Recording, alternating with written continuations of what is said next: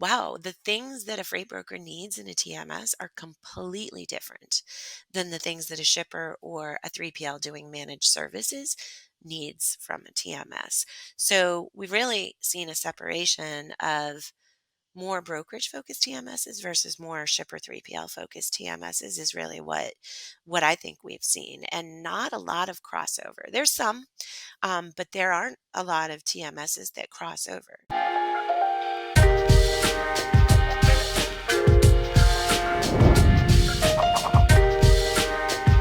Welcome into another episode of Everything is Logistics, a podcast for the thinkers in freight. We are proudly presented by SPI Logistics, and I'm your host, Blythe Brumleve. We've got a stellar guest for y'all today, Greenscreens CEO and Chief Product Officer, Dawn Salvucci-Favier. Did I say You that right? got it. You Oh, did. You nailed it.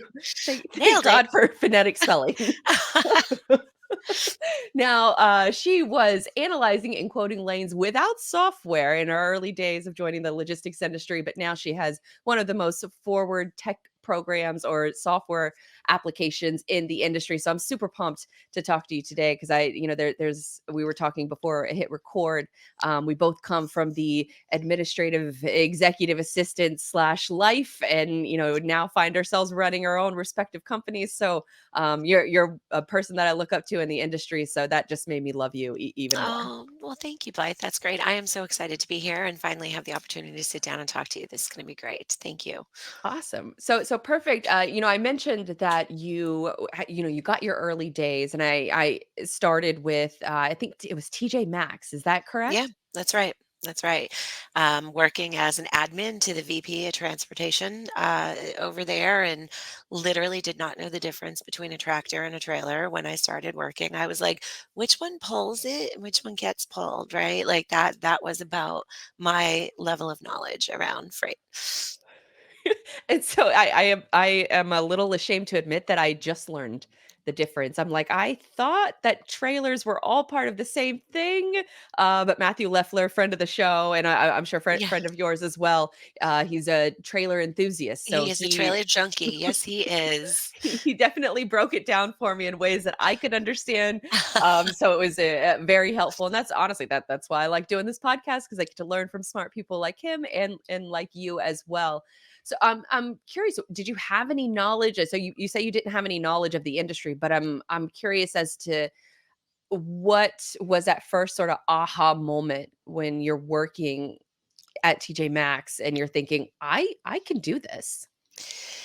Yeah, I think there were many moments, but I think the biggest one was, the company was putting our national LTL business out to bid, and they had been with a particular provider forever, right? Like they had always just had the same provider.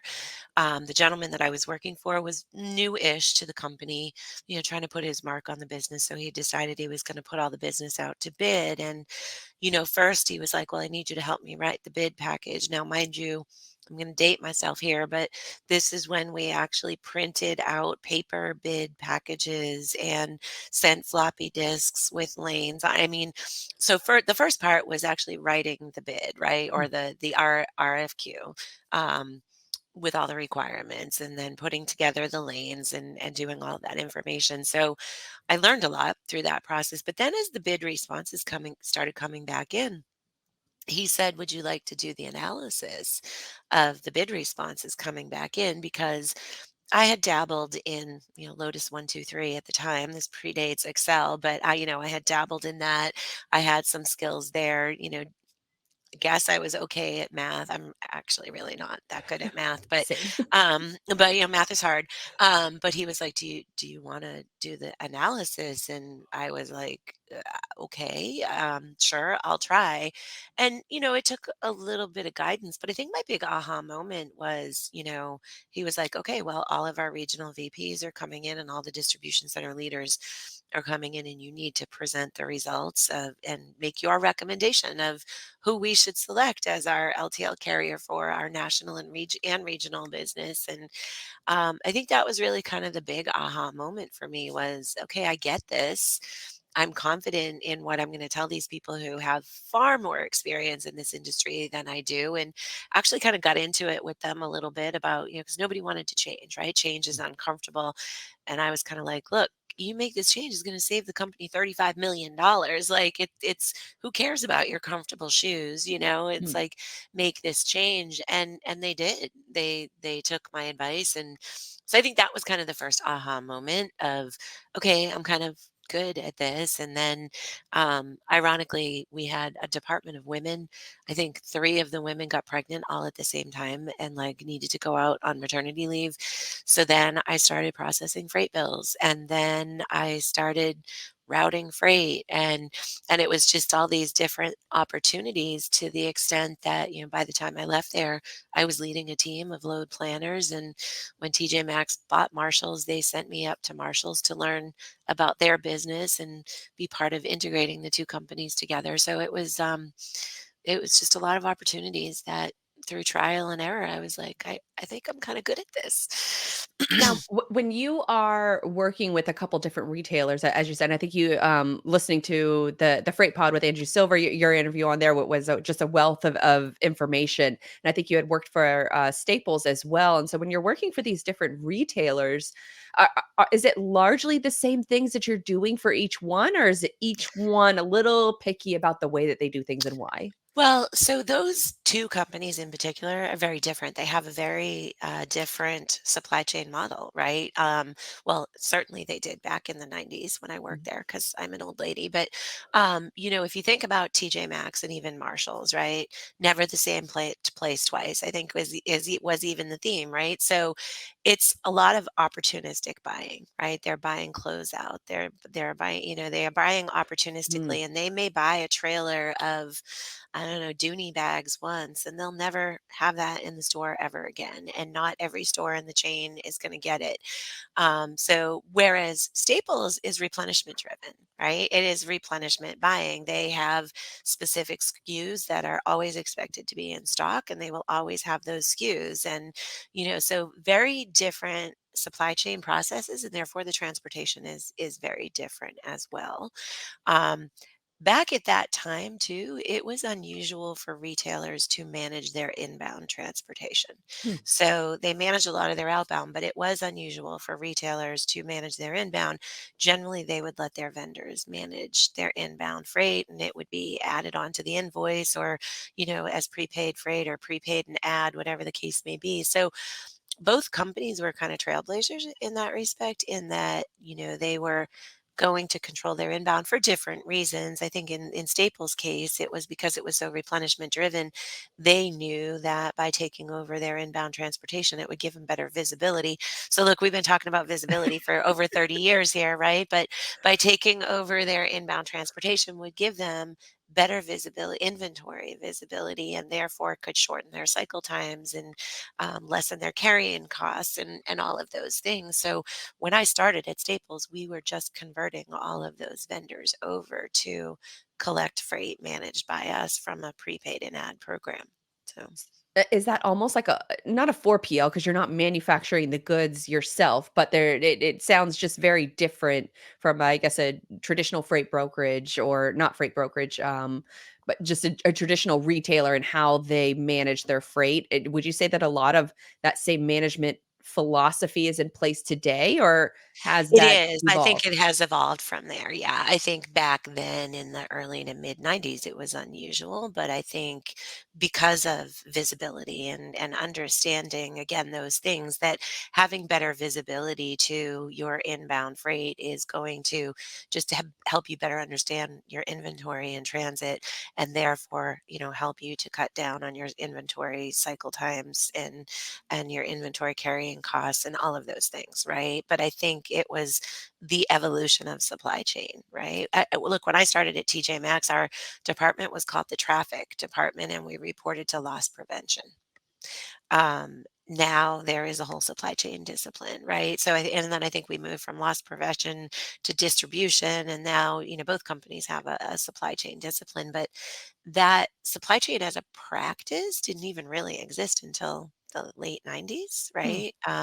Even, Penn State, big logistics school, supply chain school, until the late 90s, they called it business logistics. They didn't have a supply chain program, they had a business logistics program, right? Oh, that's that's interesting how the I guess the phrasing has evolved over the years, and I guess the acronyms, and that's one of the bigger learning curves I think for new folks coming into the industry is just learning how those things evolve and even what things are called Right. as they evolve. Yep.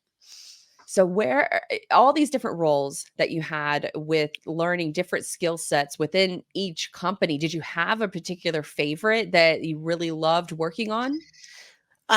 Well, I think it's where I ultimately ended up was the tech side, right? Mm, So at both companies, I had the opportunity to participate in the selection of our TMS, which again, this is the very early days of TMS, right? TMS is really commercial TMSs, let's say, really didn't exist until mm, the early 90s. And at first at TJ's and then at Staples, but then also with the TJ's and Marshall's acquisition, we were on two different TMSs and needed to consolidate onto one, right? So I was able to participate in the selection, became kind of the subject matter expert or the super user of the TMS, learned that I had an aptitude for it. It's interesting when I was at Staples. We had a lot of support from the IT staff and the database administrators while we were going through our implementation. But then once we were live, that support kind of went away. And if we would have an issue, and I would call the support line for, because this was before the cloud, right? So everything was on premise. And um, so I would call our vendor's support line and they'd be like, "Well, you need to go to the command prompt on the Unix server." And I'd be like, "I don't know what that even means." But I had to learn those skills mm. because I was responsible for supporting the TMS. So, that helped me to develop project management skills and implementation skills and being the one who kind of owned the relationship with the vendor, triaging problems with the software, and then learning how to write SQL queries to get data out of the system and running Unix command line prompts and occasionally having to reboot a server, right? So it was just all of those things because, I was part of the selection, became the subject matter expert on the implementation and the rollout. And that's what brought me into tech. So it was one of those software vendors that, approached me and said, "Look, we are looking for a product manager for a part of their product offering that Staples was actually one of the early adopters of." So I was one of the first users of the product. And after about a year, they're like, "We're looking for a product manager for this product. Would you be interested in the role?" And so that's how I came into tech. So, That's a I love that backstory because one, for folks who may have listened to your interview with Andrew Silver on the Freight Pod, you had talked about how your mentor that you first joined with at TJ Maxx, and then he left to go to Staples, that you went with him and yeah. that he sort of started building his team there. But then eventually it got to a time frame where, he would retire. And I was just curious as to, what was that like to have, almost like a transportation partner, mentor that you worked with for years, and then all of a sudden you're not working with that partner anymore, and now it's really it's you, and maybe that was a slow evolution. What was It that was. process like? It was a slow evolution, and I think, look, the one thing that this man did particularly well is he surrounded himself with great people, right? Mm, He hired a lot of great people, so there was a team of individuals, outbound transportation manager, inbound transportation manager, all of these different roles that he had hired that we had kind of moved together. Some of us had also worked at TJ Maxx, some of us were new, but so of course it was hard. You never want to see somebody who you've kind of grown up with and who has been a mentor to you leave. But he had put his mark on the business. He had mm, established a team of good people. We had established ourselves on our own, right? So we had a voice in the company. We no longer needed him. And when the new people came in, we were confident, right? mm. That we knew what we were doing. And so it was, again, sad to see somebody go, but it was also, okay, you've learned enough from me now. It's time for me to move on. And so, but yeah. That was what my old boss said to me. He said, "It's time for me to push you out of the nest." So it was much more of like a, "You need to go and do this because you're driving me nuts because there's no more room for you to grow here. So go do your own thing." And they ended up Yeah, being my first customer. So that's amazing. I, read a quote somewhere recently, I'm gonna totally screw it up, but it's something like, when when the I don't know, when the student is ready, the master arrives, and when the no, it's when the student is ready, the master leaves, or something like mm. that. It's like, I totally screwed it up. Never mind. But I get your point. I definitely Yeah, it was scary for me, I think, because it was just a situation where I didn't know where my next paycheck was coming from. okay. But you learn from your mentors of how to manage through, and it was one of those things where it's like, this isn't anywhere I haven't been before. I just have to use the same philosophy of wanting to learn, wanting to solve problems, and Yeah. apply it to business, which sounds, exactly like the philosophy that has been so successful for you throughout your career. Yeah, I wish I could say it was intentional. It really wasn't. It was, I guess it's just an intellectual curiosity. It was like, "Oh, I'm actually pretty good at this. Well, what else can I do that I didn't know even existed?" So I think it was just that constant pursuit of knowledge. Knowledge is power, right? Intellectual curiosity. Um, yeah, I wish I could say that, when I was 23 years old, I said, "I'm going to get into freight and this is what I'm going to do, and then I'm going to go into tech." Like, no, I think, I was an admin, and that was what I was gonna be. I was a mom and an admin, and that was how life was gonna be, and that was fine. So So what did I guess the next step look like after Staples? Did you stay in the industry? Did you maybe try out other industries, or, take a little time off? no, that is so I left Staples and actually joined the tech company who was our TMS vendor, and Oh, nice. actually I moved my family from the Boston area to Philadelphia to join this company, and, I left like 2 months before they did, and once my kids finished school and everything, my husband and the kids came down, but, no, I really kinda leapt right from one to the other. Interestingly, so my husband and I had just gotten married. We've been together 13 years before we got married, had our children, but we finally said, we should probably get married." So we had just gotten married and really had not even considered that we would ever leave the Boston area and that I was going to leave Staples when this opportunity to join this other company came along, and it would require me to move to Philadelphia. And so we were married 3 months, and we were like, okay, let's do it. So picked up and moved to Philadelphia. We had actually eloped for our wedding, but we got married on Millennial New Year. We had known that we wanted a summer reception though. So we had Hmm, already planned that we were going to elope on New Year's Eve and then have a big party in the summer. So smart. we moved away to Philadelphia and then came back and had our wedding reception with all of our friends and family in the Boston area, and then spent the rest of our time in Philly until 2010. So I would imagine that going to the TMS, it's almost like a startup environment versus like big kind of corporate, structure, rules, lots of people, maybe versus smaller people. well, it's Um, it's interesting. The company that I joined was actually pretty well established. So hmm, it was the early days of TMSs, but if you think back to the 90s and the early 2000s, there was really just a handful of TMSs that were out there. There was a company that I worked for called Manugistics. There was a company called I2 Technologies. There was McHugh Software, which became Red Prairie.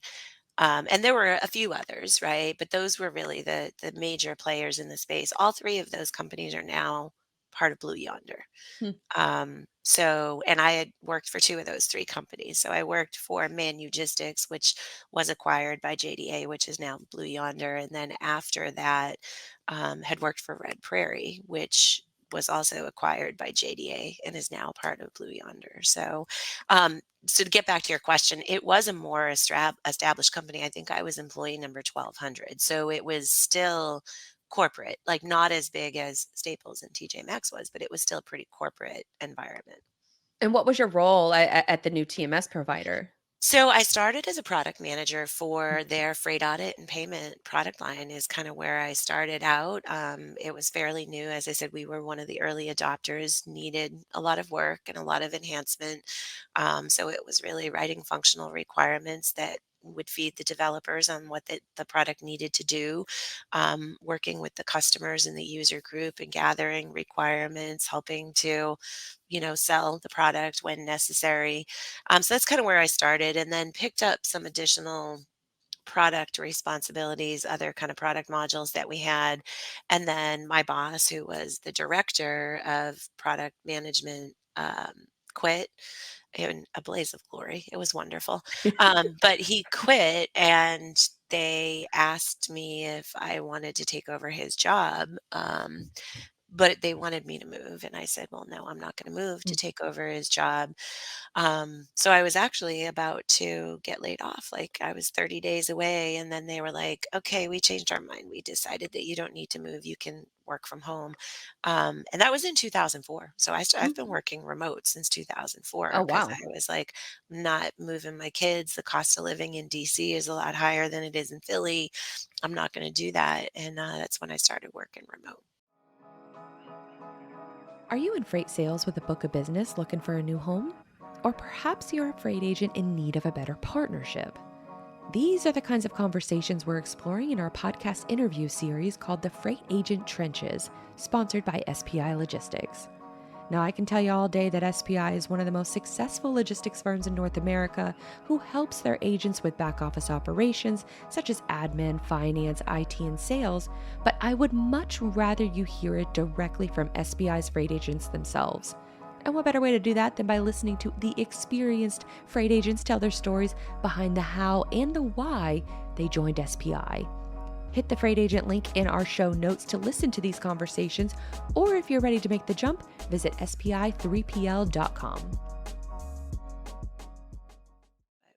How did your boss quit in a blaze of glory? Do you mind sharing?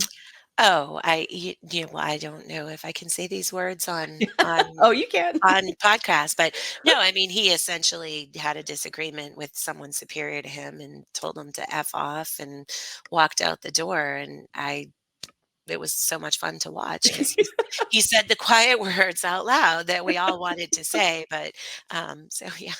I'm sure that felt good to witness. Oh, it did. It did. It was a lot of fun. So I you also spent some time in Charleston. I So how did. did you make the move to from Philly to Charleston? Yeah. So while I was at JDA acquired that third DMS company, I2 Technologies, that I mentioned, and I was part of the integration of those two companies, but had an opportunity presented to me. It was a small company called Shippers Commonwealth based out of Charleston, and I had the opportunity to take on the role as a chief operating officer and president of that company.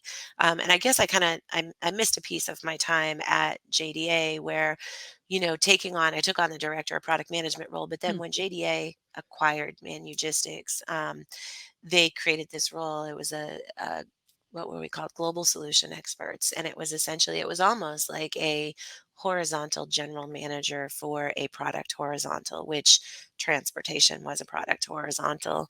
um, Sales didn't report to me, but it was kind of a dotted line reporting relationship. I still had the product management team reporting to me.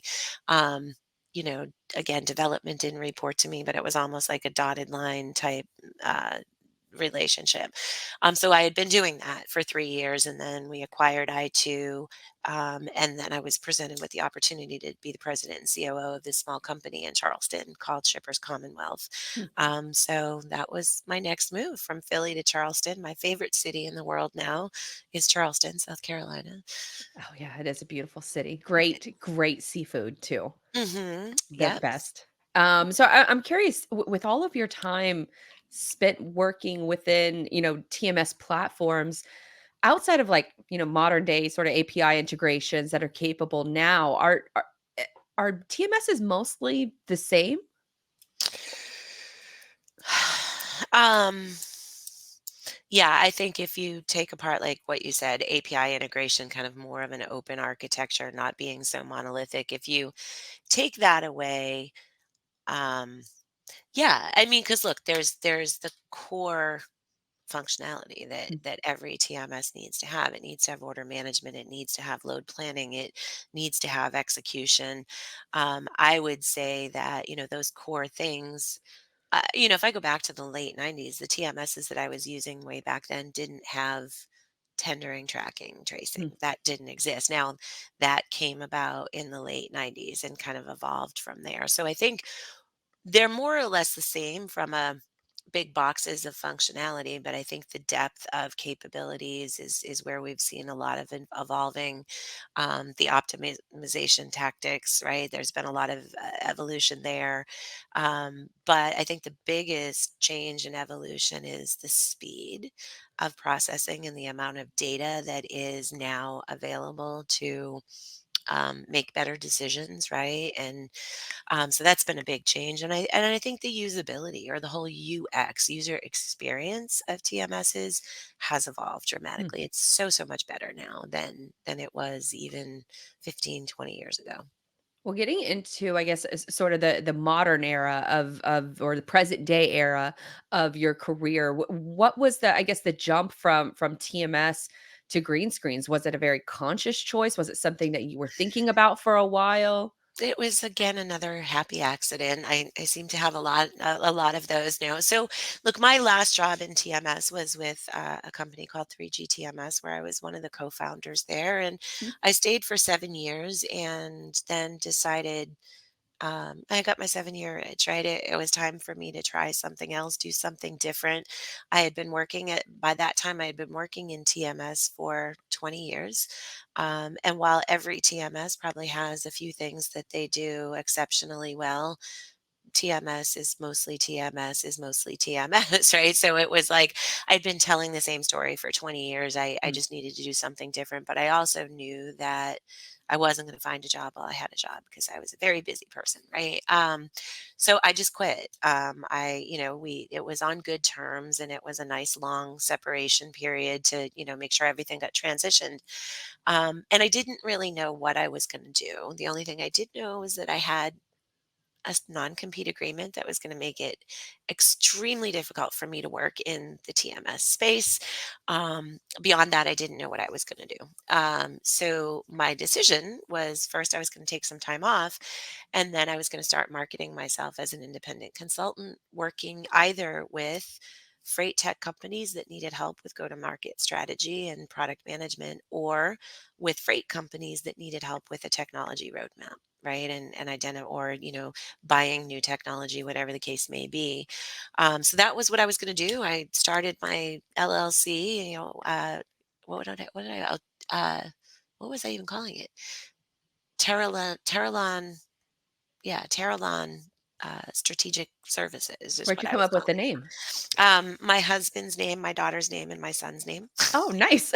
Yeah, I was like, because everything I was like, I don't know what to do. So my husband is Terry, my daughter is Allison, and my son is Christian. So it was, yeah, Terralon Strategic Services. So that was really kind of what my plan was.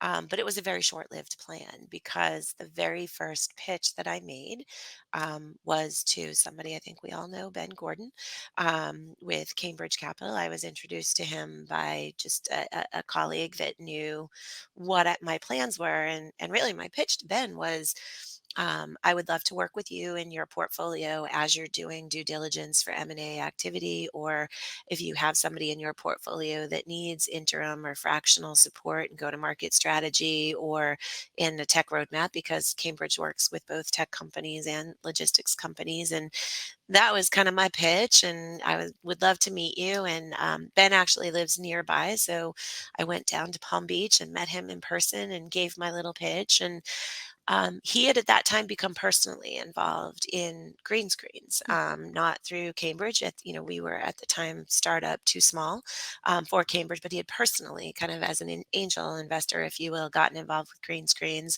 and was designated as the chairman of the board. And he was like, "Well, I would love for you to look at this company and, you know, let me see what your work product is. It was essentially my interview was Mm. to look at Greenscreens and give them some feedback about what I thought about the company. And so that was how I met the folks that had kind of founded the company before me. The product at that point, I would say, was pre-MVP, post-hypothesis. So there was a product. They had already started working with some of the early adopter customers, but it was very, very early stage.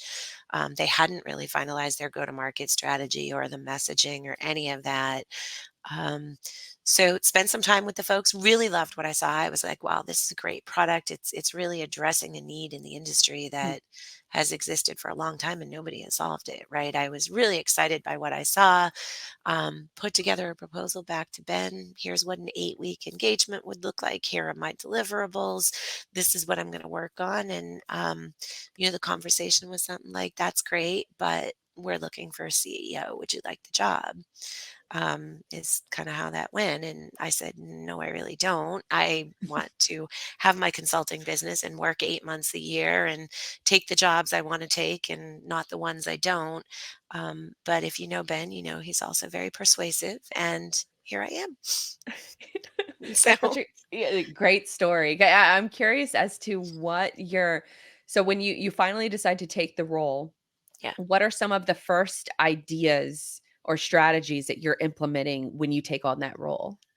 Yeah, I mean, look, I have a methodology that, I was trained in a couple times over my time at the TMS vendors. It's called pragmatic marketing or the Pragmatic Institute. If you are a product strategist, or even anybody who needs to do business plans, or they've expanded so much now, they have partnership, they have all these things, but the Pragmatic Institute, they just really have a whole methodology and a framework that has really become my North Star and my Mm. Bible. So there are some very specific things that, I kind of started from the beginning. Who is your target audience? What is the problem that you're trying to solve? And, really started with putting together a positioning outline that, what are your 3 to 5 differentiators? Who are your competitors? Why are you better than them? What is your distinctive competence, right? What are just all of these things? And just really started from there. And of course, digging in on the product side to understand what have we already built, what do we need, how do we get to an MVP product, a minimum viable product, because we weren't quite there yet. But fortunately, again, they had already engaged with 3 brokerages, so they were working with NFI, actually 4. NFI, Gulf Relay, which is now Mariner, RDS Logistics, and Cargo, were kind of the 4 companies they were working with. So we had a little bit of a head start of what are the gaps? What do we really need to bring a product to market? So I was more than focused on the kind of the go-to-market strategy and the messaging and the positioning. I remember one of the first things that, the company website, I was like, oh God, no. Like, oh God, no. This has got to go. This is the first Like thing what? we Like need what? to I'm fix. curious. Well, their tagline was what was it? Moneyball for logistics. And I was like, what does that even mean? Like it was, and there wasn't, I'm a firm believer that when you go to the homepage, someone's homepage, it should be really clear what they do.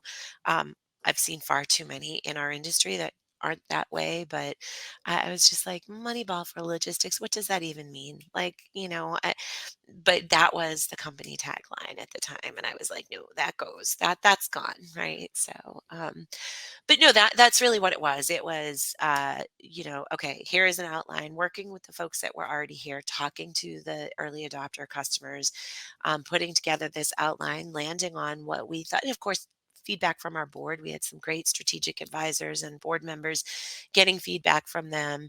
And then the next step was really testing the market. So we did a little bit of market testing in, let's say, the fall, just companies that I was friendly with, right? I had worked in the industry for 20 years, former customers, people that I knew, that it was like, look, will you give me an hour of your time to validate our message and see if this resonates with you and see if this makes sense? And you have no obligation to buy, whatever the case may be. And so, there was a handful of those conversations that people were very generous with their time and their feedback. And then at the end of the year, we really did a soft launch to the market and we launched a free trial. It was a free 60-day pilot program, and we launched our new website with, improved messaging, and started going on podcasts and started posting things on LinkedIn. And um, we engaged with Kinetic, Nick Dangles and Kinetic, to kind of help us, because at the time, honestly, our US based employees at the time were me, um, my daughter was our customer success manager and our pre-sales demo person, and one of the original founders was still helping out from like a data science perspective. So there's three of us in the U.S. and that was it. And we kind of just we engaged with Kinetic and Nick Dangles and helping with LinkedIn and social media content and cold calling and things like that. So that was kind of how we got it started. Went well. We, signed on probably a dozen or so pilot customers in that quarter. And once we had those pilot customers on board is when we did a formal launch of the product into market. So we, converted some of those early pilot customers and early adopters into paying customers. I think we issued our first invoice in November of 2020 and got our first payment in December of 2020, and have just grown from there. So really, most of the grow or the initial, MVP launch, all that stuff happened in the middle of a pandemic, or everybody is in 2020, the year Yeah. that nobody wants to mention, Yeah. was actually a very fruitful year for you Yeah. guys. And look, I think we were fortunate of the timing of our launch, right? Because if you think about what we do, predictive freight pricing, and what the market was doing at that time, historically high, market rates that like we had never seen, very tight capacity. The timing was very fortunate. Again, happy accident, unintentional, but the timing was fortunate. So if there's a silver lining that came out of the pandemic, that was it for us. What is really exciting to me though is that yes, we launched the product at a time in a very up market, historically high, good time to be a freight broker. But when the market shifted 18 months ago, 2 years ago, whatever the case may be, um, we really didn't have to change our messaging. Hmm. We maybe tweaked some of the underlying the way that we talked about it, but, because our tagline, what we ended when we got rid of Moneyball for freight brokers or Moneyball for logistics, whatever it was, we changed to quote with confidence, win more business more profitably. And, so that applied in an up market, but it was probably maybe even more important in a down market, right? So that was just really exciting to me that as the market shifted, our message still held true, right? So that kind of proved out all the work that we I did on the I would front end. imagine that a lot of your conversations that you're having with customers helps you to shift that messaging on a regular basis. Is that a safe assumption? Yeah, we have a very high touch engagement model with our customers. In fact, one of the things that I pride myself on is that we tell our customers, and we don't just tell them, we show them that we are an extension of their team. If they are a larger freight brokerage and they already have a pricing team or a data science team, great. We will be an extension of that team.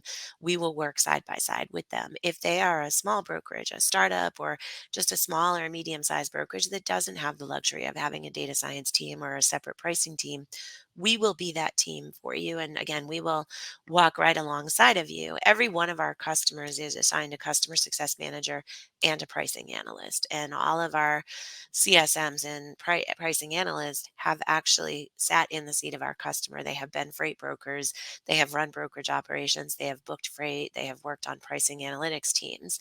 And that is something that I am so, so proud of. And something, what I'm most proud of there is when I hear our customers talk about that and the way that we engage. But to go back to your question, yes, it's that constant interaction and really, living as an extension to our customers as much as they will allow us to. I'll be clear on that. Some customers want more of a hands off engagement, and that's fine too. We don't force it.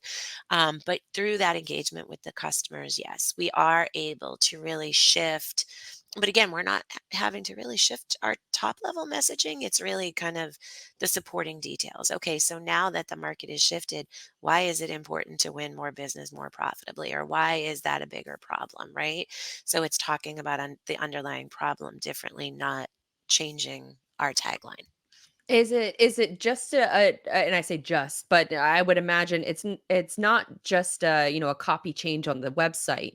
How are you maybe advising your employees to bring home these new copy points or this new messaging goals? Is that regular communication internally, so then that communication can be consistent externally? Yeah, it's interesting because, look, I think we do it well. But if I were to choose an area where we could improve, that is probably one of the areas where we can improve just because we've grown internally as a company so quickly. And I will go back to that. But because we were born during the pandemic when everybody was working from home, we've actually figured out internal collaboration. And by the way, we are still a fully remote organization in the US. So we have, I think, 24, 25 US employees now, and they're all still remote. I'm a firm believer in, hiring the right person for a role, regardless of location, rather than hiring a person in a location. And I've always felt that way, but this company, because of when we came to be, has allowed me to do that. So we've really have gotten really good at internal communication and internal collaboration. We have a product call every morning that myself as the CEO, our head of engineering, all of our customer success and data analyst people are on every morning, and it's scheduled for a half hour. Sometimes it's only 5 minutes. Sometimes we're only on long enough to say good morning. We have nothing to talk about today. Sometimes it's 35 minutes, but usually it's on the shorter side. Every Thursday, the sales team and the marketing team joins us for that call, and we extend it to an hour. And then every Friday, we have a go to market call. So anybody who is in a customer facing role gets together. And so it's just through that collaboration and repetition and sharing feedback from customers and from prospects and all of that. And that's really what's feeding a lot of our messaging. I should say we have a remarkable marketing team. But it's all of that interaction and that feedback that's really feeding our marketing. I think that your quote was Greenscreens has a lot of brand movement on the freight pod, which I thought was really well put because you guys are everywhere. Like it's all feels very intentional from the podcast to the green shirts at a conference. Like it all feels very intentional, but also fun. It is fun, and I don't wanna say that it's unintentional because we are always looking for, how do we stand out, right? How do we continue that brand movement? And, look, the Hawaiian shirts, it started as just a silly idea going into it was actually Capital Ideas last year, where, it was at the resort that was at was kind of like Polynesian themed or Hawaiian I themed or remember that. Yes. yeah, so we were like, let's all wear Hawaiian shirts for the reception or whatever. How are we going to stand out? Because, we of course had our green screens polo shirts and we had our pullovers, but it was like, well, how are we going to stand out? How are we going to be fun? And we were like, well, wear Hawaiian shirts and leis. So it kind of started just as a fun one-off thing. And then the next conference we went to when we didn't wear them, everybody was like, "Where are the Hawaiian shirts?" Like, no, that's like your thing now. So we had to continue it. So now we have three different non-branded Hawaiian shirts that we rotate through.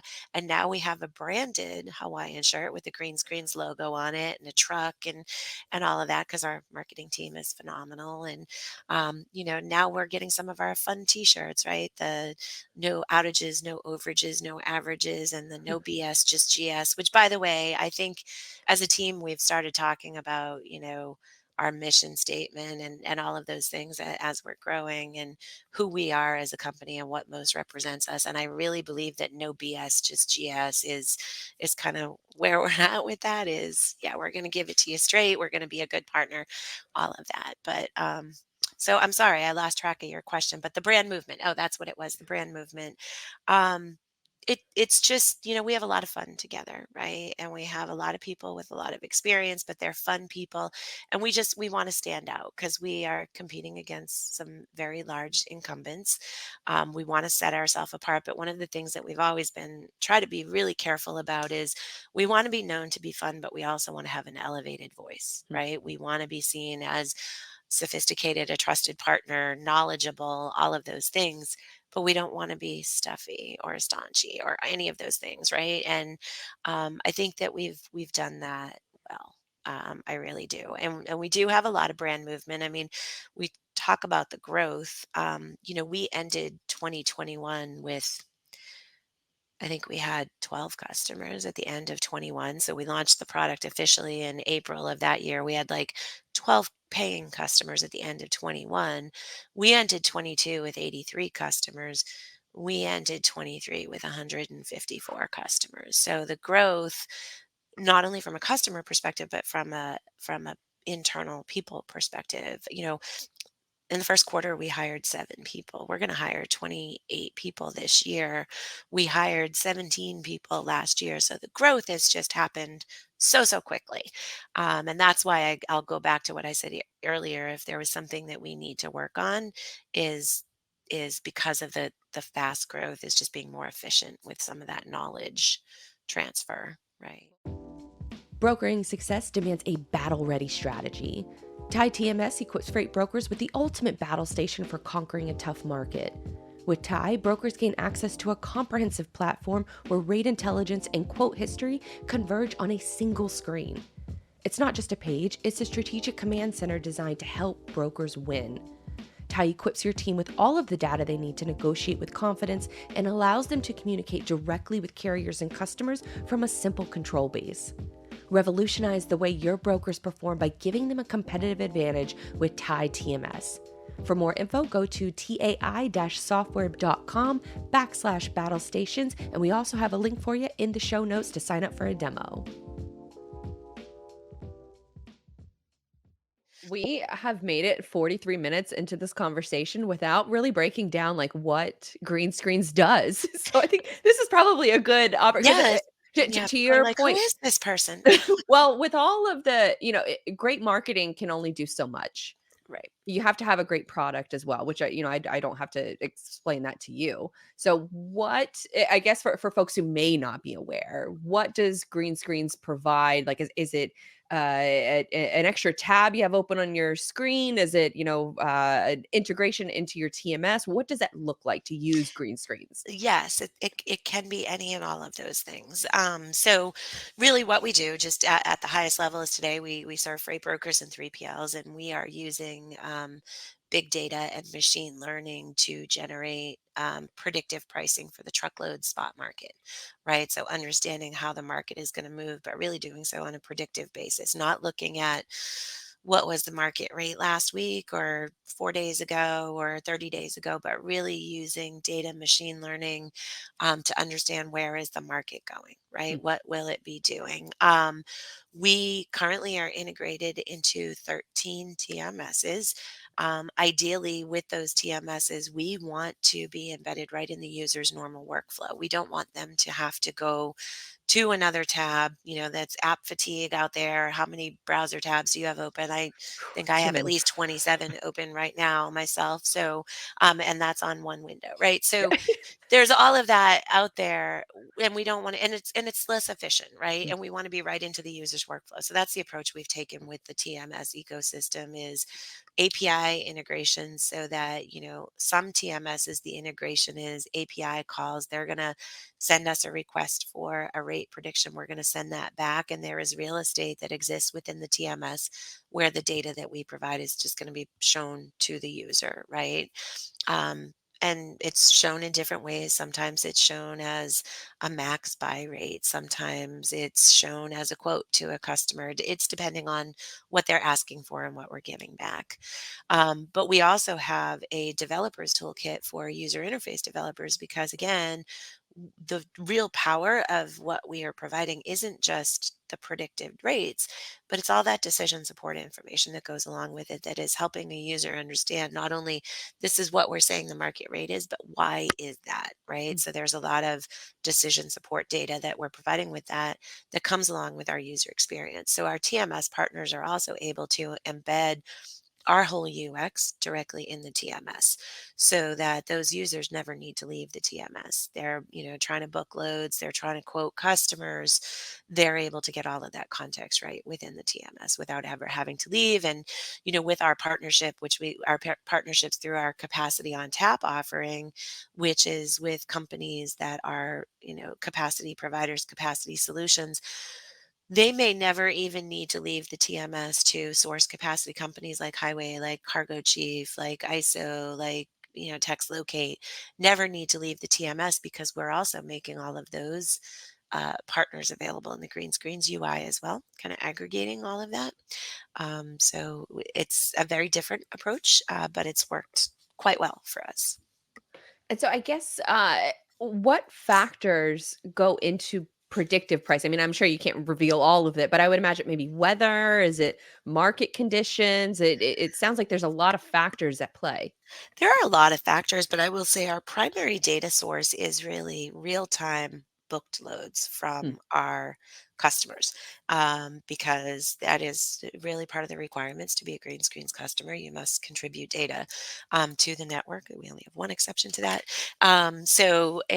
You must contribute data. So we're able to use that data in real time again because we are connected with the TMS. So every time a broker books a load, our algorithm has visibility to that. So we can in real time see how the market is moving and see how prices are changing in hours. Like we have seen our algorithm react to a market shift in a matter of hours, not days, right?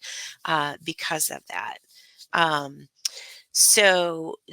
we're looking at a lot of things, right? We're obviously looking at origin, destination. We're looking at day of week. We're looking at time of day. We're looking at, of course, equipment type. We're looking at customer, who is the shipper, right? There are all of these attributes of loads. Lead time, right? How much lead time is it? Is it a 250-mile haul that's got to move over a weekend, picks up on Friday, can't deliver till Monday, right? It's looking at all of those kind of parameters or attributes, if you will, of a load. Um, but through the aggregation of data, there are other things that surface, right? So weather, we today are not feeding any type of weather into our algorithm, but weather conditions driving market shifts will surface in the load data itself, right? And again, because it's real time as those Hmm. loads are being booked, we're seeing, or let's look at the Baltimore port situation, right? Within hours, we'll be able to see, okay, are those rates going up in Baltimore because of congestion, because of more demand to get those containers out of the Port of Baltimore, right? So that wasn't a weather condition, but just as an example, things like that will manifest in the data itself. And that's a really cool thing about machine learning, right? Machine learning can look at huge volumes of data and identify these patterns. Now, a lot of the things that the algorithm is doing is no different than what an experienced broker would do, right? You or me, we're an experienced freight broker. We're trying to figure out how I'm going to price some loads going into the Baltimore area or picking up out of the Baltimore area for my customer. Well, what am I going to do? I'm going to go out and I'm going to look at data. Maybe I'm going to go to some load boards and see where loads are being posted. I'm going to maybe look at some adjacent areas and see what the prices are at. I'm going to look at my load history, but it's going to take you or me 20 minutes, maybe more, right? In some cases, depending on how well we know it to figure that out. Whereas the machine learning is able to do that in split seconds, but look at way more volumes of data than we would ever be able to. Right. Is there any apprehension for businesses to share their data? Um, Limited. And I would say, in the 4 years since we started at this, it's become more limited. Hmm. I think early on there was a lot more hesitance in people to share data, but those silos are breaking down. And Mm. look, I think it's a realization that people are coming to that, you know, if I'm not willing to share my data and I can't get access to an a reliable, clean, accurate aggregated data source, I'm only ever going to be as good as my own data, right? Mm. So, and one of my peers, Kevin likes to say, yeah, it's kind of like doing a Google search based on your own Google search history, right? Essentially is what it is. And we now, it wasn't our intention, again, unintentional benefits or happy accidents wasn't necessarily our intention to go after some of the very large, more than $1 billion brokers as customers. We were really more focused on the mid market. Mm. But some of these very large brokers that, have gone down the road, have taken the journey to maybe try to build something like this themselves on their own data. And look, several $1 billion of data is a good bit of data, but What they realized is, number one, it's hard and expensive to build and maintain this, but more importantly, what I said, they will always be limited to their own data, right? Nobody is going to give them, no other broker is going to give them their data, right? And what if there is a new lane they've never priced before? Or, what if they're not the market maker, right? What if it's a new market for them, or they're not the market maker? How do they get better at it? And we've been able to, bring on 7 of the top 25 brokers in our customer base over the past year, for that reason. And so I would imagine that, with these, very, like, high level enterprise companies, they have an enormous amount of data that they're trying to sort through and find value in it. As Greenscreens grows, how are you guys managing that enormous amount of data from a variety of sources, especially with all the customers, that you're bringing on? I'm just curious how you're scaling that data management and finding those nuggets of insight. Yeah, so the team architecturally did a really good job from the beginning, right? On just architecting our entire platform to scale very Mm, quickly. And nice job with the initial architecture, which, by the way, I have been in positions in my past life in tech that if you don't get that right at the beginning, it's going to be really, really difficult to change.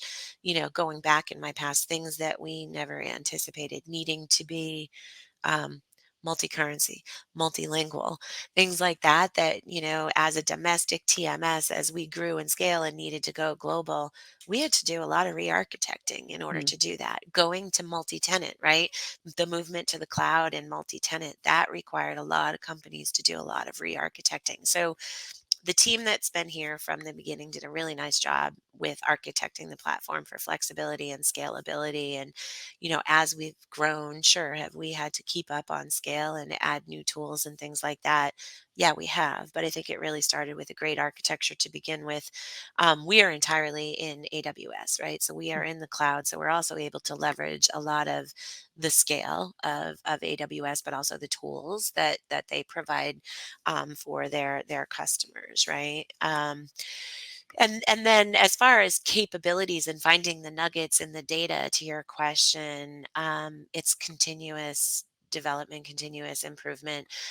Our data science team is doing continuous R&D, and in a lot of ways, testing new things, but also, as an example, we do have about 36 external data sources, so PPI, CPI, fuel, right? A lot of those things like that. We have some more localized economic indicators, right, that we're bringing in as well.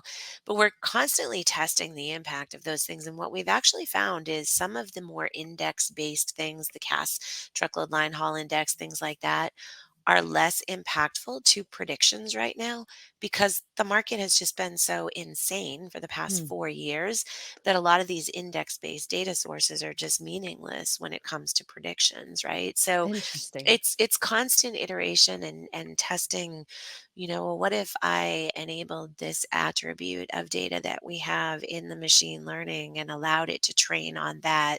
What might happen? Or what if I turn this one off? So we have that from our data science team and building out the algorithms. But then the other part of that goes back to, I mentioned all of our customers have a customer success manager and a pricing analyst or data analyst, as well as our product manager actually grew up through our data analysis team. A lot of the best nuggets of data are coming from those folks, the ones that are interacting with customers every day. And those customers are then going to their analyst and saying, hey, can you answer this question for me from the data that I have? And they're the ones that are finding that. So we're also delivering a lot of insights to our Mm. customers, advanced analytics, things like that, which kind of leads me to our next chapter. We're going to be launching 3 new products this year that I'm really excited about. I can't talk specifically about any of them. I will tell you the first one is being launched at Capital Ideas next week. So that will be the first one, but it is really taking the tool from more of a transactional, on the brokerage floor tool to elevating it to a strategic tool, right? For um, igniting your sales strategy, for kind of illuminating your market position and things like that. So, really excited about the new products. But a lot of that innovation, again, is coming through that interaction and engagement with our customers and our data science team there. Just continued innovation and looking for better answers. We measure the success of our product based on accuracy. How accurate is our price prediction to what our customers are actually booking their freight at? And that is the number one thing. So we are always looking for ways that we can improve that. Right now, on average, across all of our customers, our margin of error is low single digits on average across all of our customers. That's incredible, and I can't wait to hear about that new addition because I was in charge of marketing at an asset-based freight brokerage, and my TMS, or the TMS that we used at the time, was largely worthless. All I could do was just export email addresses and just hope Oh, and just geez. spray and pray, and that was the extent of it. So it sounds like, I guess, before I ask my next question, I did want to ask about the onboarding experience. What does that look like for a Greenscreens customer? How long is that timeline? Like, is it kind of, I would imagine it's not really plug and play. You have to go through a series of steps to get that data clean. Well, so it's almost plug and play, Hmm. depending on what TMS you're on. So as I mentioned, we are pre-integrated into 13 TMSs. So if you are on one of those TMSs where we have that pre-integration, getting the project started is as simple as us exchanging API keys with, Hmm. or and you giving us permission to access that data. Excuse me. But so the first thing we do when we engage with a customer is we generally ask for 1 to 4 years of their load history, their booked load history. And that's what we use to train the machine learning. So the machine learning understands about that customer and how Hmm. that customer buys, what their buying behaviors are, what their buying power is against the market. So that's the first thing we're going to do. But to your point, the data sanitization is the first step. So we want to protect the algorithm from dirty data, from outliers. If I go back to the work that our team did very early on in architecting the platform and the automation tools, we've made that process really easy. We have so data onboarding is fully automated. We have data filters that are designed to identify outlier data that could be potentially dirty.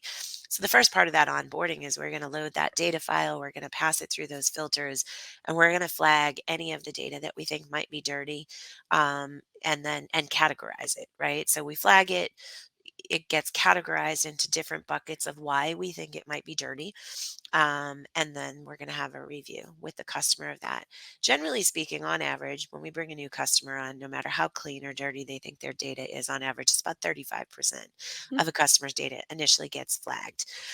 So then we're going to review those kind of categories. And we're really only looking for big buckets of data. So, same lane where more than, say, 20% of the loads in that lane have been flagged, right? Or a single customer where more than 20% of the volume for that customer has been flagged. And we'll start reviewing that with them. And, just as an example, one of the filters we have is anything under 5,000 pounds is going to be flagged.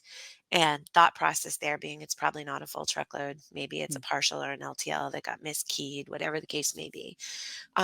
But we have some customers that ship empty plastic water bottles, which a full truckload of empty plastic water bottles is like 3,500 pounds. Or we have a customer that ships a lot of components for SpaceX on flatbeds that they're lightweight, but they're very large aeronautical components on flatbeds. So we have, and those are the types of the discussions that we'll be able to adjust those filters to say, for this shipper or for this lane, remove that 5,000-pound filter, right? So that we can get as much of the data in. That right there. So getting the data from the customer and that process right there is the majority of the onboarding process. Hard stop. Once we've gone through that process, we will generally have a trained model for our customers so that they can start working in our system within 2 to 3 days. And then from there, it's really working with the customer's team to fine tune the model to ensure that we're getting to a usually less than 10% margin of error is the target that we want to get to before the customer goes live. We usually achieve that within the first 2 weeks. And then from there, it's just rolling it out. So our average implementation from contract signing to when the customer is live is 47 days right now. Nice. Um, Usually the first 2 weeks of that is the customer, trying to organize their data, get the project kicked off, things like that. So really from the time we receive the customer's data, it's about 30 days, 32 days And then from. at what point does the team start using? Is there like a or start using green screens? You mentioned that it could be integrated into their current TMS provider, but when are they putting that into practice? I mean, usually, and it depends on the size of the company, right? Normally, what during that period of time when we're trying to fine tune it, we ask for just a few users who are going Mm. to be advocates for the product that are going to help train, train the trainer type thing. So the first 2 weeks, we will have actual users in the system validating the rates that we're giving them. Do they look right? Or and there's feedback tools in there or whatever. Um, so they are using the product within 2 to 3 days for the Oh first wow, 2 weeks, but it's a subset of, kind of people test users, smart. and then it's from there we roll it out to all of their users. So, again, usually go live is a large portion of the customers' users have been trained and are using the product, right? So it's 30 to 45 days is usually when they're actually using the product and getting value. And sometimes even before they're live, getting value. We have a customer who they were still in their implementation. They needed to respond to a bid for a big shipper, and they used our tool. We have a batch upload thing where you can upload thousands of lanes and get input, the same input you would get through the UI out in a batch file, but they did that. So the company was about a $25 million brokerage at the time, responded to this bid. They weren't even live yet. They were still in implementation. They really kind of didn't tweak a lot on output that we gave them. They kind of took it for what it was, used that to respond to the bid, and they were awarded $6 million in new business. But before they were even live, right? So one of my favorite stories to tell because that's huge, right? Customer was 2 weeks in, used the tool to respond to an RFP and was awarded $6 million in new business from a major shipper, right? So it's pretty exciting. If you see me like furiously writing off to the side, I typically write down like timestamps when the guest says something really cool, and I'm Okay. already like at the end of Oh, my geez. post-it note, so it's a good sign for this conversation. No, Awesome. I did want to know from like a historical perspective. You've worked with a lot of different TMS systems. You're helping a lot of different freight brokerages. I was just seeing some article from Brush Pass Research, Kevin Hill's company that was talking about the amount of freight brokerage closures over the last year and the percent. I think it's like a 10% difference in those closures from this time last year to compared to this year. And so I'm just curious as to with the evolution of TMS throughout the years, the evolution of freight brokerages, how do you sort of see what the future of those two systems look like, playing nicely together between the TMS and the freight brokerage world? Yeah, no, that's a really great question. And I think we should start with the evolution of freight Mm, brokerage. And I'm going to totally screw up these percentages, but so I'll be honest, I until probably 2015 did not work with freight brokers very often, except for the fact that I did work for 3PL, mm. actually NFI, who had brokers, but I'd mostly worked with shippers until about 2015. So it was about 14, 15 when I really started working with brokers. So I didn't really at the time know a lot about brokers, but working with shippers, and having worked for a 3PL managed service before, in my mind, brokers were like the option of last resort. And if you were to look, and I can't remember the stats, but I've seen them very recently of the percentage of market share that brokers had 10 years ago versus the percentage of market share they have now are very different. I want to say it was something like freight brokers versus asset carriers. Like freight brokers had like 12% market share, and it's like 30 something percent market share now or something. Please don't quote me on I, that. I- I've heard But that same stat. it was huge. It was huge. And that's in like 10 years, right? So First, there's that. I think the evolution of freight brokerage, and I saw Kevin's report, the Brush Pass report as well. And what really stood out to me though is if you look at over the 5 year picture, right? So of the percentage of growth in the first 3 years of that 5 year period, as opposed to the percentage of shrinkage over the past 2 years, we still have not seen all of that growth that came into the market during the pandemic has not exited. Hmm. But that created a supply demand imbalance is really what happened, because pandemic volumes were insane, right? As our supply chains were recovering from these global shutdowns and rebuilding inventory and all of those things. Um, yes, we needed more capacity. So that's when all of these new entrants came into the brokerage world, and it was a damn good time to start a freight brokerage, right? Um, but then that in and of itself created a supply demand imbalance. So I think this is a market correction. I hate to say it. And unfortunately, I've seen some very good people have to close their freight brokerages that started. And, I never like to see that happen, but I do think it's a market correction. But I'll go back to your question about TMS and the evolution of that. Because brokerage as a practice has grown so much over the past 10 years, so have the TMS capabilities more geared towards brokerage. So, as I said, having worked in TMS for 20 years, we didn't really have a lot of buy sell capabilities. We didn't have, that it was more, the TMS was more focused around load planning and optimization, right? What shippers do, building multi stop loads or consolidating orders or making the decision between should it go LTL or parcel or truckload, right? The modal decision and that type of thing. um, there weren't a lot of execution systems around. If you were, they were really more focused around planning. But I think with the growth in brokerage, right, everything brokers do is execution, and there's the Hmm. buy and the sell side of it. The financial transaction because becomes so much more important, right? And those are all things that I learned as I started working with freight brokers back 10 years ago. Was like, wow, the things that a freight broker needs in a TMS are completely different than the things that a shipper or a 3PL doing managed services needs from a TMS. So we've really seen a separation of more brokerage focused TMSs versus more shipper 3PL focused TMSs is really what I think we've seen, and Hmm. not a lot of crossover. There's some, but there aren't a lot of TMSs that cross over, right? I do think we will see that change. I think that freight brokers are here to stay. I think freight brokers are very important, right? As an intermediary between the shippers and the carriers. There are a lot of shippers out there that, think about how expensive and how long it takes to onboard a new carrier for freight brokers. There are shippers out there that won't even talk to an asset-based carrier that has less than 200 trucks. But if you look at the sizes of the fleets, I mean, there's others. See, I'm so bad with stats and math, but what is it? Most of the fleets in this More country than are 90%. 50 trucks or less, right? No, So seven trucks or less. seven trucks or less. Okay, It's there you crazy. go.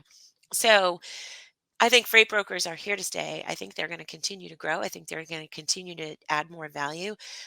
What we're also seeing a lot more, and as I said, 10 years ago or 15 years ago, freight brokers, as from a shipper's perspective, were like the option of last resort, right? I am screwed. I have to move this. I'm going to call a broker. We are seeing now so much more of the broker shipper relationship is contracted. We are seeing brokers earning spots on the shipper routing guide as a primary carrier and actually owning lanes. So I think we're going to see brokers evolve even further. And just some of the value added services that they're offering for the shippers that, um, oftentimes asset based carriers can't offer. I think we're going to continue to see them grow. Is there anything else that's going on shift movement velocity wise or philosophy wise that you see going on in the industry that you're kind of paying a little bit extra attention to, or it might be like a back burner item for now but it could come to fruition in the future?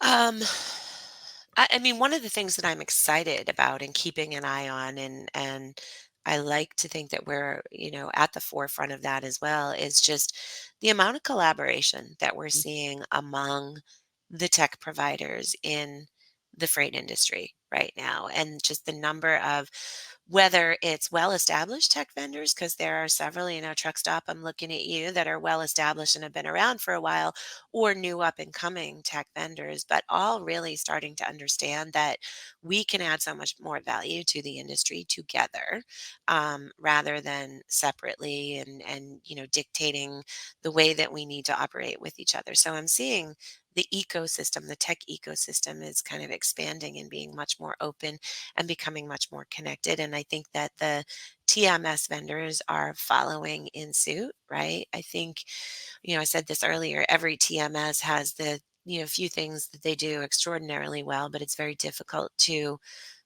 do everything very well and be able to serve the needs of everybody. So I think the TMSs of the future are going to be more of kind of an operating platform, um, that, they're going to have some apps or capabilities that they've designed and they've created themselves, but they're going to give more optionality to their users, because, it's not a one size fits all. One financial package is not, that's good for one company might not be best for the other company. So I think we're going to see a lot more of that. The one thing that I am keeping an eye on, and especially being an AI company, is AI regulation. Mm. Um, Now, I think a lot of the concern and the regulation that we're seeing around AI is different type of AI than what we do, right? We do machine learning. Machine learning is a branch of AI, but it's not the type of AI regulation or the fear that we're seeing, where, you know, using ChatGPT to write television scripts, or to use ChatGPT to do marketing, and those types of things. I'm keeping a close eye on that to see how it might impact us, but how it's going to impact the industry in Mm. general, right? I don't. I'm a firm believer that, you know. AI is not going to replace humans. A human using AI is going to replace humans, right? So I think it's something we need to embrace, but we have to be careful about it, right? So, some of the images, what the Taylor Swift images, you can't tell what's real and what's not anymore. That's tough, and we have to keep an eye on that and govern it carefully. Um, so it'll be interesting to see. I think we're still in the very early phases of adoption of AI. Kind of by Gartner's standards, we're in that trough of disillusionment. I think there's been, a lot of unfulfilled promises made, with AI and technology, so that we're starting to weed out a lot of that. Um, but it'll be really interesting. And I think we'll see it kind of reach the peak of adoption probably within 5 years, is kind of where I'm at. Have you played around with these tools? I imagine you have. Yeah, it's interesting. We actually call Chat GPT Billy the intern. So we do use it. I mean, we use it in, sometimes as we're trying to build user stories for, product requirements, right? We know what we need it to do, but how do I quickly write a user story? We'll use ChatGPT for that. We have used it in some of our marketing, like, hey, what would be a fun but intellectual name for this, right? So we use it a lot. I hate when people misuse, AI or generative AI in marketing. I feel like I can sniff them out a mile away. Or, all of the solicitations I get of people that want to sell me fleet management software, or, help me with risk in my warehouse. And, it's like, if you just didn't, I feel like it's lazy selling. So I'm pretty firm with our kind of sales and business development team. I'm like, we will not be that company. We're not going to sell lazy. So yeah, but we do. I mean, we do use it again, not for marketing purposes, but I guess ideation. Mhm. It's interesting though. What I have discovered is that with ChatGPT specifically, I asked it some question. I don't even remember what I had asked it. But the data is 2 years old and it's on purpose. Hmm. So if you wanted today, anyway, I'm sure it will grow and evolve, but if you wanted to use ChatGPT as an example to do what we do in predicting freight or even understanding what the recent history has been, you can't do that. And that's part of the controls that they have in place, right? Because that data is like 2 years old. Hmm. But at least Billy the intern was honest about it and said, "I'm sorry, my knowledge ends, 2 years ago. So I can't tell you about 2023."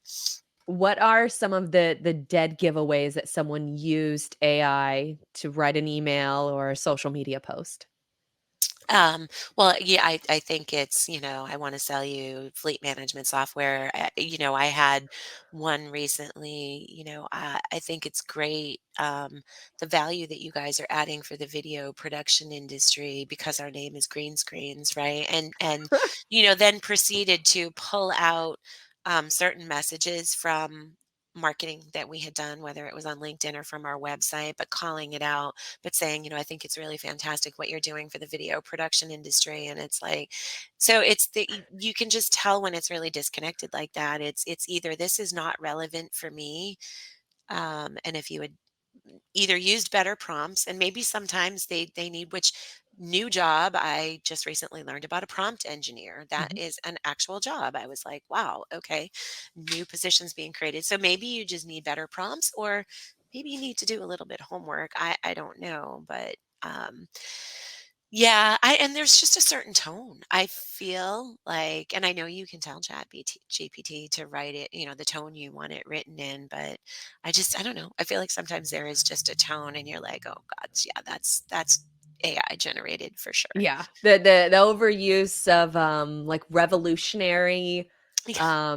innovative, I think that those are the 2 that really stand out to me, and anytime we've used it or if I'm scrolling through social media, I'm like, "Oh, yeah, this is clearly" or if I'm scrolling through, like, podcast titles, for example, because we have an AI that syncs with the podcast and gives and suggests titles, and Yeah. all of them are innovating, Yes. world-changing, revolutionary, and I'm like, Yeah. "Not every episode is gonna be like Yeah. this." Yeah, exactly. Exactly.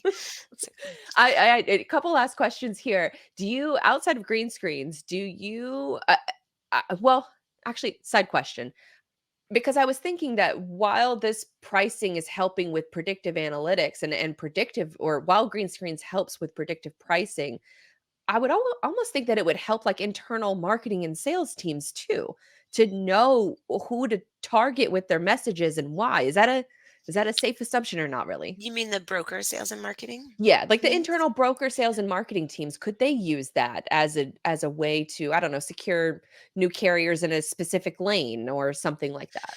Well, look, I mean, there is some data that we are providing to customers today, and we'll be kind of productizing more of that where we will show them, we'll say, look, here are your top N lanes where you are buying better than the network, right? Than the market. And that would be something that they could then give to their sales team and say, go find us more business in these lanes, right? In these areas. On the other side of that, here are your bottom end lanes where you're buying worse than the market. Give that to your carrier sales team and say, go find us some new carrier relationships here. We have also, again, I mentioned our capacity on tap offering, which is, look, about a year or so ago, we got feedback from our customers where they said, "Look, we love your rates, we believe in your rates, but you're only solving half of my problem.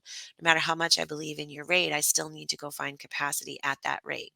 What can you do for me?" And we kind of step back, and we said, could we build a product to do this? Yes, we could, but there are a number of companies in the industry that already do this really well. Mm. And the one issue that a lot of these companies that we hear from them is they need to aggregate the capacity, right? So they need the carriers and the brokers to come to them. So even if we could build the product, it could take us years to really be able to aggregate a meaningful amount of capacity for our customers. So our decision was then let's aggregate those who are already aggregating capacity. So what we're doing is we're essentially presenting through our partners like Cargo Chief, like Highway, like TextLocate, like Freight Friend, like Truck Stop, presenting our brokers with capacity that may exist outside of their network that they could then reach out to and communicate with to try to cover the freight. Right. So that is one way that we did it. But rather than building it ourselves, that's where we chose to partner really well and bring them in. Um, so that's kind of today, some of the tools. And there are some other tools that, we are giving customers around win rate and margin and things like that. But again, going back to some of the new products that we'll be launching this year, we will have a lot more for sales and marketing teams, coming throughout this year. That is really a focus for us. Is really more on the sales side.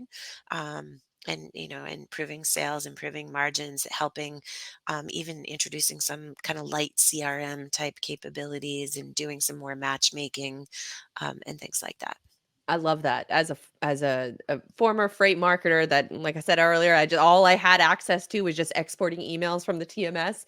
Just Yeah. sounds like a breath of fresh air to help marketers that are already, majority of them are one person teams working in this industry. They need to be able to utilize all the tools at their Yeah. disposal, but very rarely are they built for their job duties.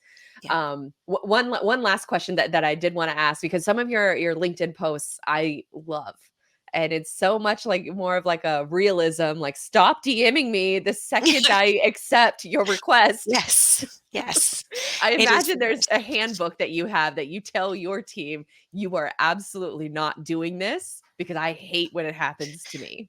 I do, and sometimes they listen to me. I hope that they listen to me, but no, I mean, look, we interviewed a candidate for a sales job, and she was really, really proud of the fact that, some guy she was trying to get in touch with, like, kept ghosting her.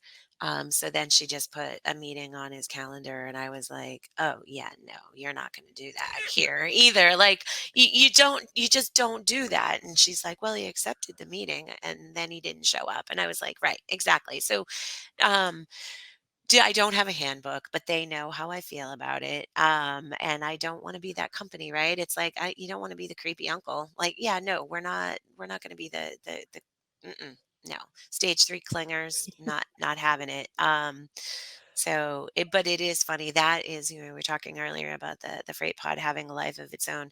That post had a life of its own. I did not intend for it to kind of go as viral as it did. And I think, a couple months later, I was at Technovations or something, and some guy got on the elevator and he's like, "Hi, Dawn. You don't know me, but please don't delete me or what." Like, he's like, "I loved your post." And again, complete strangers like walking up to me about that darn post. It was just a moment of frustration. It Oh, I really thought he was. was I gonna was like, apologize to you because he was one who no, did it. no, he didn't. He didn't. But no, it was a moment of frustration, and I treated LinkedIn like Facebook, and it had a life of its own. I think the realism helps a ton on LinkedIn because it's a professional platform, so that they say, and so a lot of stuff from other platforms don't really apply there, but when you try it out, sometimes it can really like just hit a nerve with people in the right way. Well, it is. And, I said earlier about when I think about who we are, who is Greenscreens, it really is the no BS, just GS. And that's who I am.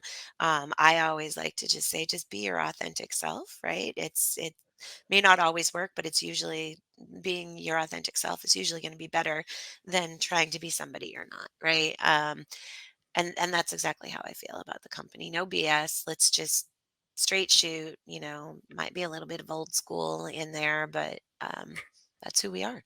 Do you think that what companies in logistics do a pretty decent or good job at marketing?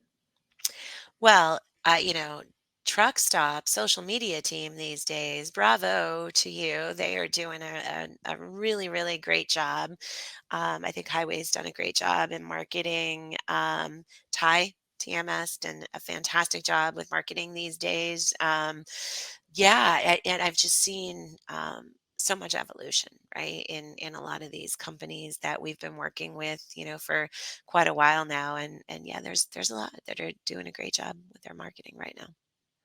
Well, goodness, Dawn, this was a great conversation. I've taken up entirely too much of your time, but is very appreciated, and I'm sure the audience will feel the same as well as my post-it note runneth over as far as good Okay. quotes to I pull guess from this it's time to conversation. end. Yes, exactly, exactly. This has been a lot of fun. I love it. Thank you for the opportunity. I Oh, really please. appreciate it. Thank you for coming on the show. Where can folks follow you? Sign up for a demo of green screens. Whatever you tell us, we'll put it in the show notes to make it easy for folks to Yeah, find. absolutely. My email is dawn@greenscreens.ai. Pretty easy to remember. You can always follow me or Greenscreens on LinkedIn, on all of the social media platforms. We're on X. I think we're on Freight X. We're on Insta. So you can follow us in any of those places and request a demo or our website, greenscreens.ai. Just don't forget the AI because you'll be taken to some weird places. So, but yeah, that's how you can find us. Or hey, if you're going to Capital Ideas, TIA Capital Ideas next week, we'll be at booth 17. We're hosting a happy hour on Thursday night. I'll be moderating a session with some of our favorite customers, Mode Global, ITS, and LGI.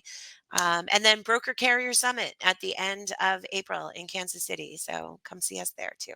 Heck yeah. So this was a great conversation. We'll put links to all of that in the show notes. But Don, this was awesome. Thank you so much for joining the show again, and we'll hopefully we'll have you on again in the future.